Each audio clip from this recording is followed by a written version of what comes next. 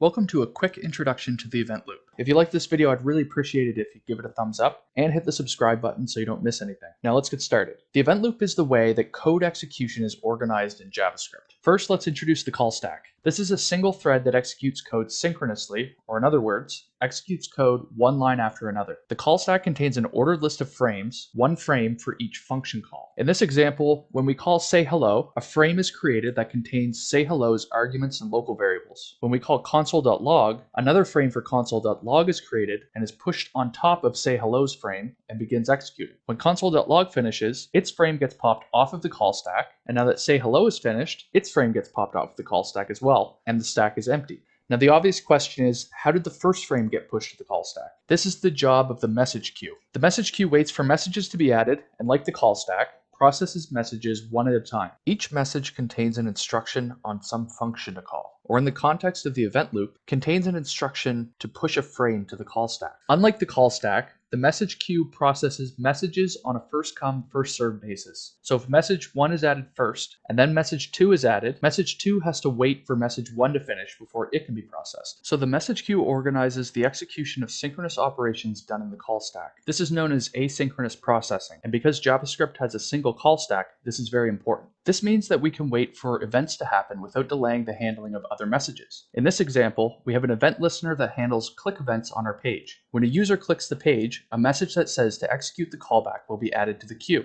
We also have another function that fetches some data from an API. When we make our GET request, the response will not be instantaneous, so we pass a callback function to execute when the browser receives a response. This callback function will be invoked by a message in the queue. So the queue receives a message to fetch the data and executes our synchronous code. We initiate the GET request, and our synchronous function is complete, so the call stack is free to handle other messages while the browser waits for the API to respond. This means that we can handle click events while we wait. Once the API responds, the browser adds a message to the queue to execute the callback, passing the response as a parameter, and we get our log message. So far, we've looked at two different ways that messages can be added to the queue: XHR events, like an HTTP response, and user events, like a user clicking a button on the page. With these types of events, we as the programmer don't have any control over when they happen. We don't know exactly how long an API will take to respond, and we can't predict exactly when a user might interact with our page. But there is a way that we can strategically push messages to the queue in a controlled manner. JavaScript has native functions setTimeout and setInterval that we can use to control when certain messages get added to the queue. As arguments, they take a callback function to execute and a specified time to wait in milliseconds before adding a message to the queue to execute that callback. In our example here, the queue receives a message to execute our async example function. First, we log the text asynchronous, then we call setTimeout to delay the execution of our after delay callback by a couple of seconds, and then we log the text callbacks. After the amount of time specified, a message gets added to the queue to execute after delay, and we see our full message.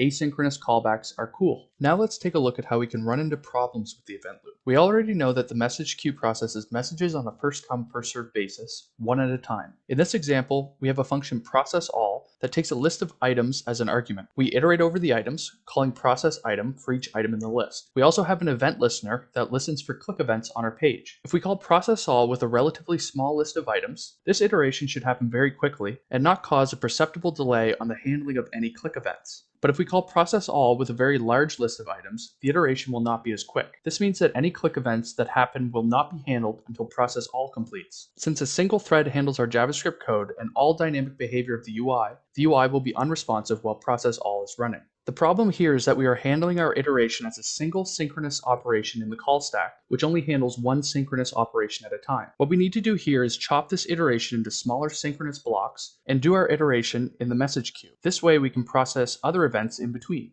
To do this, we modify our processAll function. We define a local variable I to store the index of the current item, and a function called iterator that will handle our iteration. We define iterator within the context of processAll so that it can keep reference to our local variable I. If the value of I is smaller than the size of our array, then there is an item at index I that needs to be processed. Like before, we call processItem, passing the item at index I. We then increment I for the next iteration and call setTimeout to add a message to the queue to call our iterator function again. When we do it this way, we are only ever pushing a message to process one more item to the message queue, and we can squeeze in click events between each iteration. Our application remains responsive while the work is being done. It's important to mention that splitting our iteration over the message queue like this will cause the processing to take longer to complete. Synchronous operations are very fast. Asynchronous operations are not as fast. To be more efficient with our messages, we could process more than one item per message in the queue, effectively breaking our large array into smaller, more manageable chunks. We just need to find the right amount of items we can process in a single execution so we're not slowing down the UI, but we're also making the most of each message that gets pushed to the call stack. In an upcoming video, I'll go over web workers and how they can also be used to help us out, so make sure you subscribe to the channel so you don't miss it, and give this video a thumbs up if you liked it. Thanks for watching.